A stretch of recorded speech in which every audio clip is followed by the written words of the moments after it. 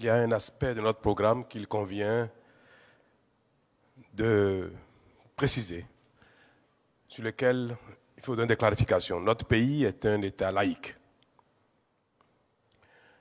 Nous n'avons pas la vocation de faire la promotion du vaudou, nous n'avons pas le droit. Tout à l'heure, dans le programme touristique, nous avons évoqué que le Bénin vendra au monde entier son patrimoine culturel vaudou. Peut-être que cela a été dit trop vite. Nous n'avons pas l'intention de faire la promotion de la spiritualité vaudou. Nous n'avons pas l'intention de faire la promotion de la religion vaudou. Mais nous devons reconnaître que nous avons une histoire, nous avons une origine. Nous venons de quelque part.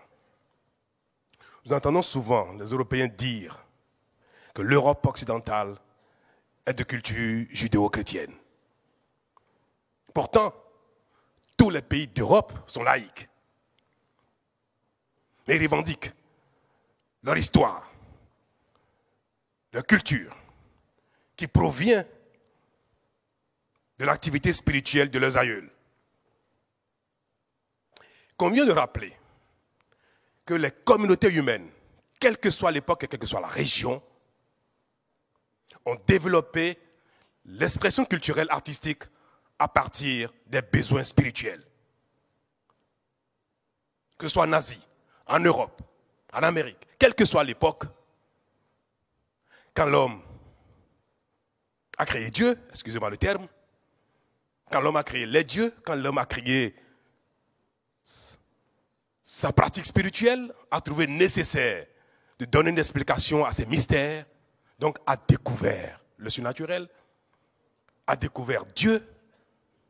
Les hommes ont eu besoin d'honorer Dieu, d'honorer leur divinité. Et c'est par là que sont nées la plupart des expressions culturelles artistiques. Il faut le savoir. Et il faut avoir le courage de dire, mais nous provenons d'où? Si l'Europe est de culture judéo-chrétienne, si l'Orient aujourd'hui se réclame d'une culture islamique, l'Afrique est de quelle culture? Nos parents étaient des païens, nos aïeux étaient des païens. Et ils ont créé les danses, ils ont créé le dessin, les masques. Et c'est cela qui a constitué notre patrimoine culturel et qui inspire nos artistes. L'Afrique est de culture vaudou. Aujourd'hui, l'Afrique est laïque. Elle est musulmane. Elle est catholique.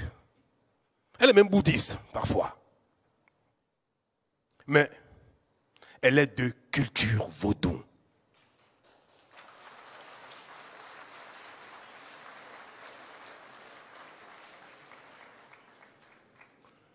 Nous allons commercialiser nos valeurs culturelles. Nous allons révéler au monde ce patrimoine si riche, si intense, si beau. Que le monde aura du plaisir à le découvrir. Allez s'asseoir dans une arène pour regarder les Guélédés danser n'a rien de spirituel. Ce n'est pas une adhésion à la spiritualité vaudou.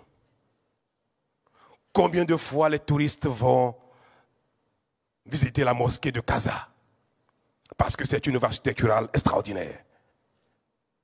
Combien les touristes vont en Chine, en Inde, visiter les temples.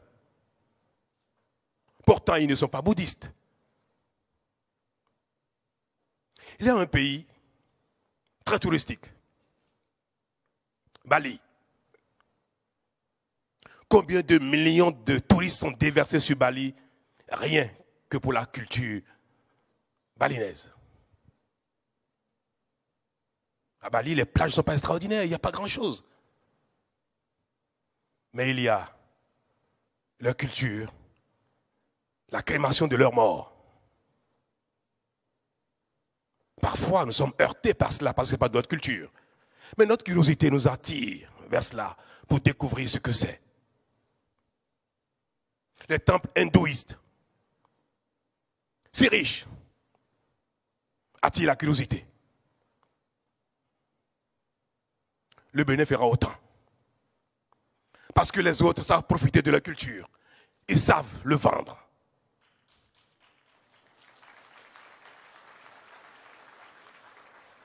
Les autres n'ont pas de complexe. Ils savent la vendre. Nous aussi, nous allons être décomplexés. Et nous allons vendre au monde entier ce que nous avons. Nous allons investir massivement pour révéler au monde ce que nous avons de particulier. Et en cela, je voudrais que les uns et les autres aient la grandeur et l'ouverture d'esprit qu'il faut pour accompagner cette politique d'investissement et de promotion des valeurs que nos parents, nos ancêtres nous ont laissées. Leurs valeurs culturelles, la manière dont ils dansaient, la manière dont ils faisaient parfois s'être aimés pour les rituels. Vous savez, les Brésiliens,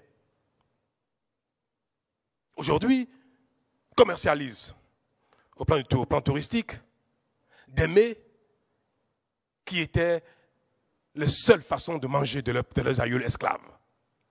Mais c'est devenu pour eux un patrimoine culinaire. Le passé, quelle que soit sa douleur, quelles que soient les souffrances qu'il a pu générer à nos aïeuls, peut devenir un patrimoine commercialisable. L'esclavage. Combien nos aïeuls ont souffert de cela? Mais on ne va pas regarder derrière, nous ne sommes pas dans la revendication. Mais nous allons matérialiser au Bénin.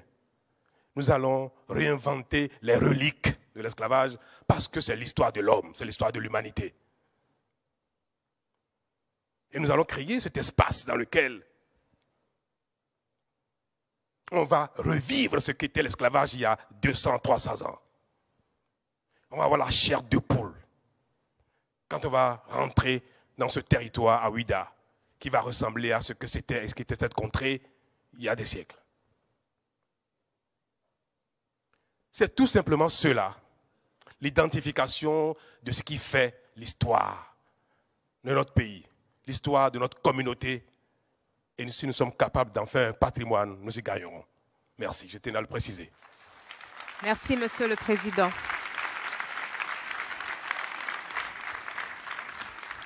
Merci, Monsieur le Président. Chers téléspectateurs, merci de nous rester fidèles.